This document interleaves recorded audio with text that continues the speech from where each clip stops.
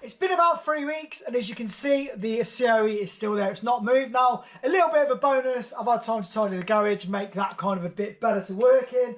But yeah, kind of harassing Retro Power to kind of get this in. Isn't really getting me anywhere, just simply they're really busy, which is fair enough. So I've gone over today, spoke to Cal to see whether or not I can just rent the blast booth off them.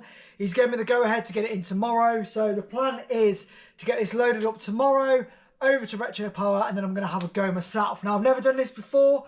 I've used obviously kind of a small blaster. I assume the process is the same, but apparently it's a massive, great big thing I've got to have over my shoulder and whatnot. I've got no idea what's going to happen. It's going to be horrendous, I think, tomorrow. So, but yeah, I don't really have no choice. I don't really have a choice. I need to get this in somewhere, and obviously their equipment's really good. So that's the plan. The other thing as well, I don't know if you can see, I picked up, because the grill on the front of my COE is a bit kind of knackered, I went and picked up an F1 grill today, spent 4-hour round trip doing that.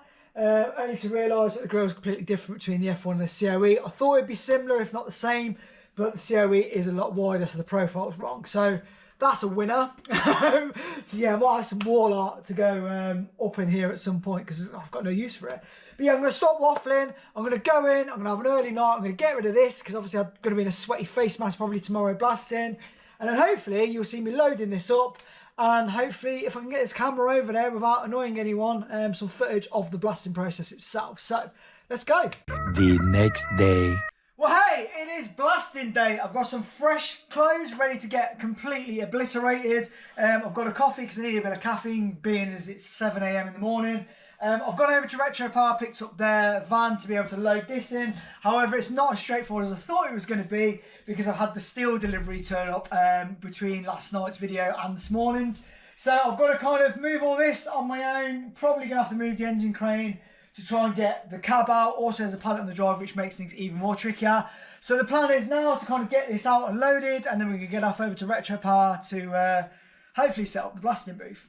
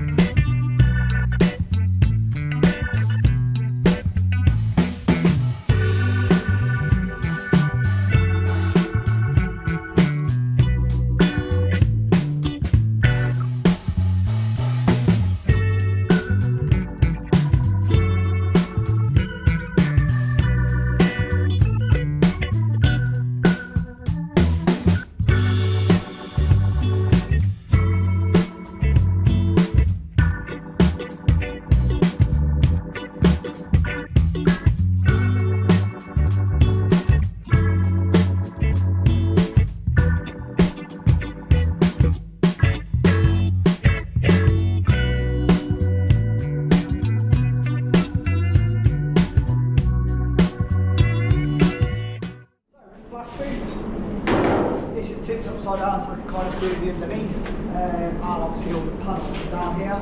Now Gaz is next door spraying, and I can't be doing any of the blasting while he's doing that, so I'm going to nip home, have another coffee, and then hopefully back later to get cracking with this. So I've come back home for a coffee, and just basically waiting for them to give me a call.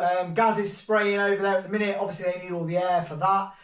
So it's just a case of just waiting for Gaz to do his job and go back over. However, I've only been kind of working for a couple of hours this morning, and my attire, my brand new jeans, are completely knackered. And I'm expecting this t-shirt to have holes in a bit later. Now I spoke to Mark. Mark used to do the sandblasting over at Retro Power. And he did kind of tell me it's not as easy as you think it would be. Basically, you don't spray the panel directly because it can heat the panel up really quickly. And it's the heat that kind of warps the panel as opposed to actually blasting sand at it. So he's told me kind of the trick to doing it is to, if the panel's there, instead of coming in at this angle, you kind of blast the sand off of the side of it. So that's the technique I'm going to do. I'm going to obviously listen to the expert on it. And yeah, hopefully not knacker it up. I did think, oh, how easy is it going to be? It also now sounds it's going to be pretty hard. And again, I've never done it before. So it's going to be a bit of an experience. So yeah, it is what it is. Going to drink, wait for a phone call. And then hopefully I'll see you back in the booth.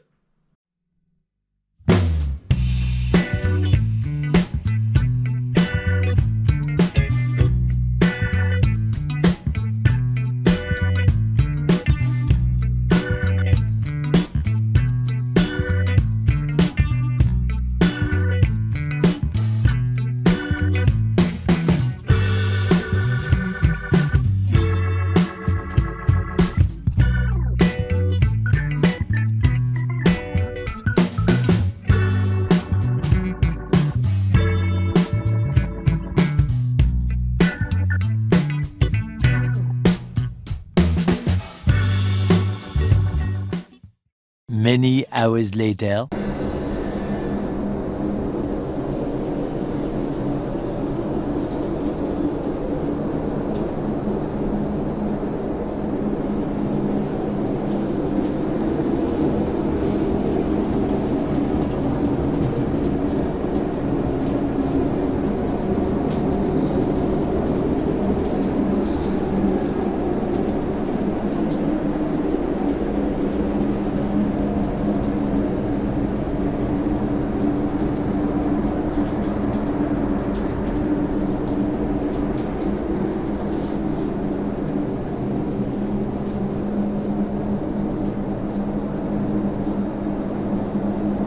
This is Houston.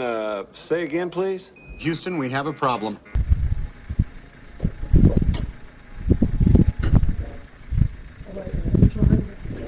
Oh no, yeah, no, that works. That works, yeah. Not like a twat, but it works. Yeah, nice one. Right.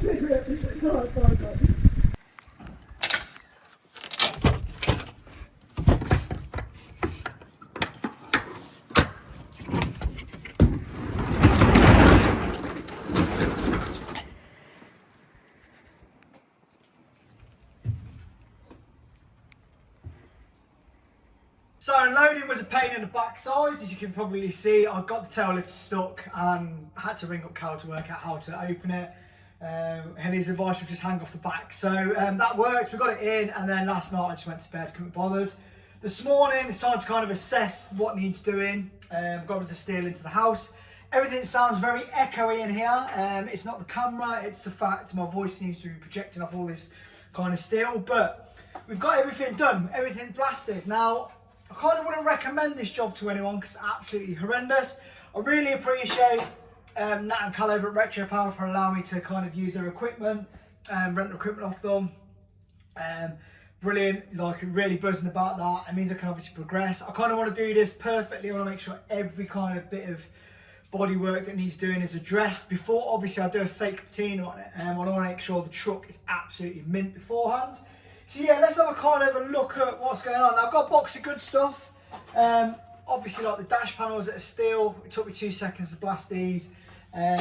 All kind of the hood trims and stuff. All kind of the structural repair structural panels. Don't even know about repair panels because I haven't got any of those. Inner arches. Now a lot of this stuff is really good in terms of rust. There's literally none on there. I've just got stuff like stress cracks, and that's because obviously it's 75 years old. Vibrating and stuff is going to crack stuff. So I've kind of got to go around with the MIG or TIG welder just to repair kind of cracks and bits and bobs on things. Other stuff just has come out mint, but obviously it's dented, so like this will require a bit of work of me kind of hammering kind of the dents out, trying to straighten it a little bit. This is the top kind of slat for the grill. The grill actually looks really good. The grill's either side of the cab. But yeah, again, most stuff, excuse me, is very good. Like that's kind of one of the lower cab corners. We've got a little repair that I need to do there. That's for me angle grinding the bolt off the back. So I've obviously gone through that annoyingly, but I can TIG weld that. And then again, like a stress crack, you'll see tiny little stress crack there. So I'll be able to just clamp that together, weld that up. And there is a tiny little bit, again, actually that's where I've cut through. There's a bit there that's going to need welding. But again, that's then one panel done. So the aim of the game is going to be to kind of repair all these small panels first. I'm going to do 2K epoxy prime on. So I've got some 1K up there for smaller jobs, which is a rattle can, Pro XL, really good stuff. And then somewhere in here you can't see it, it's a brand called MIPA or MIPA, I don't know how you pronounce it, but I've got 7.5 litres of that, and that's a 2K epoxy.